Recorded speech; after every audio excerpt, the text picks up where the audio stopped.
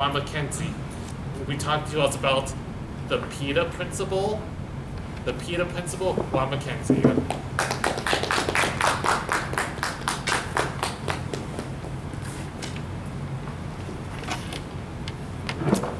In 1995, I was hired as a teacher. My first principal was a wonderful man. He set aside a day where he took all 13 of us new hires and we went out for lunch. We went to Eastside Mario's, he paid the bill, and it was an opportunity for him to learn who we were, a chance to talk with each other and form a bit of a community, and learn who he was as a principal. It was an invaluable experience, one I don't see happening these days very often. A few years later, we got a new principal. I first met him in a staff meeting. He brought us all together and said, "Things are going to change around here. If you don't like it, I've got transfer forms in my office." Through the course of that year, the staff ostracized him to the point where in the middle of the day, he'd go home for an hour and a half and have lunch with his children. He basically just gave up on being a principal. And I asked a more experienced teacher, how does a man like this get into this role?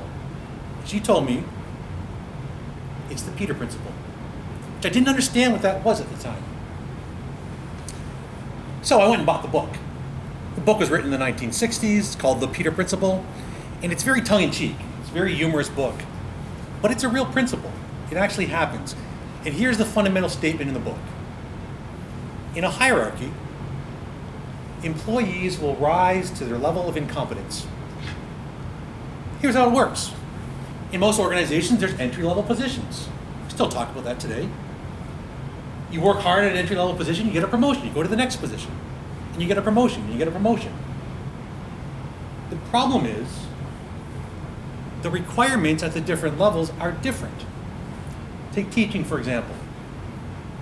What does it take to be a good teacher? You have to be organized, you have to know your material, you have to be able to deliver the material. If you do a good job with that, you get promoted to be a vice principal. What's required to be a good vice principal? Different type of organizational skills. Disciplinary skills that are different than a classroom disciplinary skills. And so you might do a great job as a teacher, but all of a sudden you do a terrible job as a vice principal. Well, guess what? If you do a terrible job, they don't promote you again. Each of the levels in the hierarchy have different skills.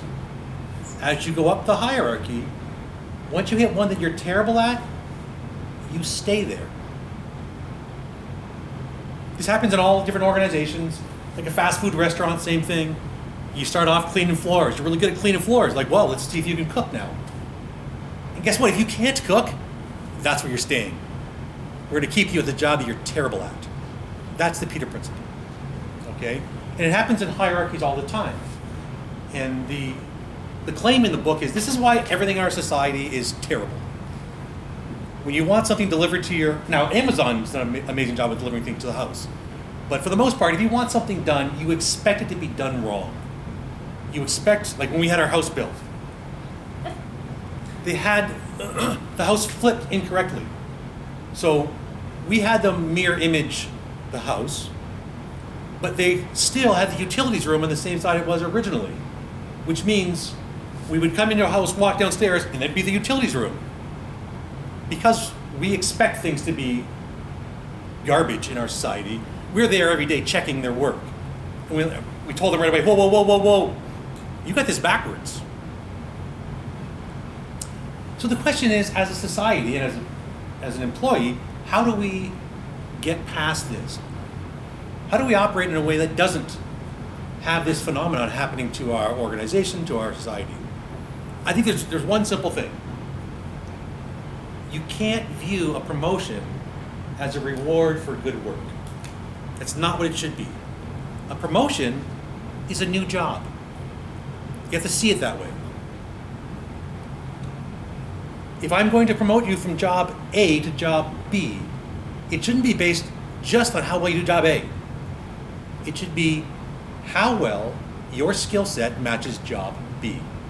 Are you qualified for this job?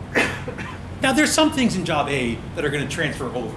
if you're honest and reliable, you're going to be honest and reliable again in the new job. But do you have the skills to be successful in the new job? Are you prepared for the new job? A common quote in business is dress for the job you want. As an employee, you have to see it the same way. Don't see it as, I'm going to get my pat on the back and my attaboy by being promoted and maybe get more money. You have to be honest with yourself and say, do I have what it takes to do this job well? You have to be honest, look in the mirror and say, what are my skills? What am I good at? What am I not particularly good at? Does this job match what I'm good at? Or can I develop myself to have these skills before I take on the job? Because a lot of times what happens is we say, well, if I get promoted, then hopefully I'll figure it out. Yeah, maybe. And here's the real problem. You're great at job A and job B. Once you're at job C, there's no way to go back to job B. Without losing face, right? There's no way, like that looks like a demotion. That looks like you're being punished. So the organization won't do it and you won't do it. So before you go up the ladder, make sure you're capable of being successful at that level. Be honest. What is involved there? I think our society as a whole is going to continue to succumb to the Peter Principle. But I think as individuals, we can recognize where mistakes happen and we can overcome them ourselves. Back to you, Mr. Toastmaster.